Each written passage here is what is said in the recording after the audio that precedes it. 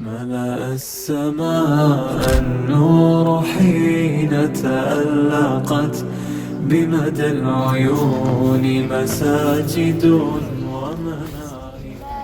الرحمن الرحيم والضحى والليل إذا سجى ما ودعك ربك وما قلى وللآخرة خير لك من الأولى ولسوف يعطيك ربك فترضى. الله يفتح عليك. نقف اليوم في هذه الخيمة. هذه الخيمة المحترقة. Bugun ko'rib turganingizdek mana shu chodir oldida turibmiz.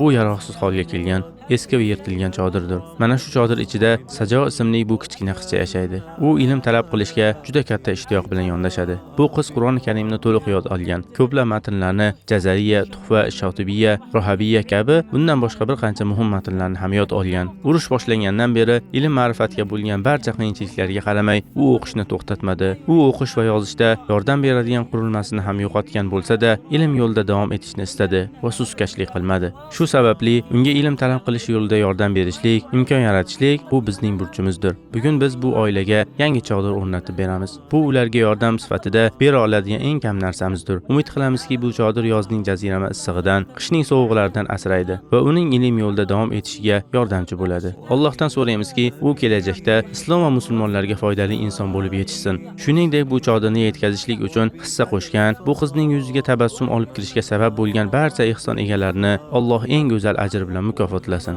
Alloh ularning barchasini savobdan bebahra qilmasin.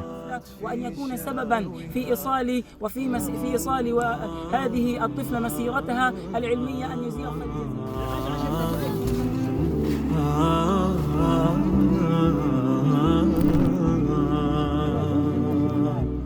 وإلى النبي قرى المثاني مسندا وبذا الفخار لمن أراد يفاخر. بسم الله الرحمن الرحيم. لقد انتهت الحرب على غزة ولكن لم تنتهي المأساة بعد، فما زال الناس يحتاجون إلى احتياجاتهم.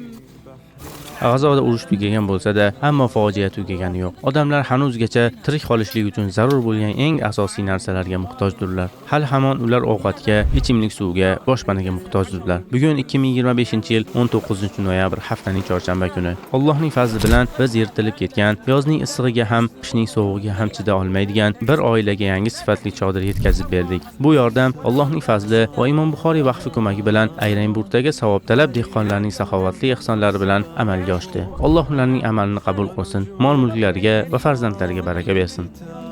نسأل الله سبحانه وتعالى أن يتقبل منهم وأن يجزيهم خير الجزاء وأن يبارك اللهم في أموالهم وفي أولادهم وأن ينبتهم نباتا حسنا.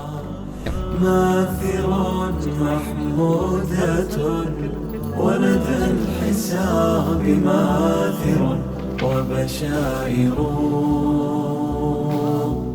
هي في الحياة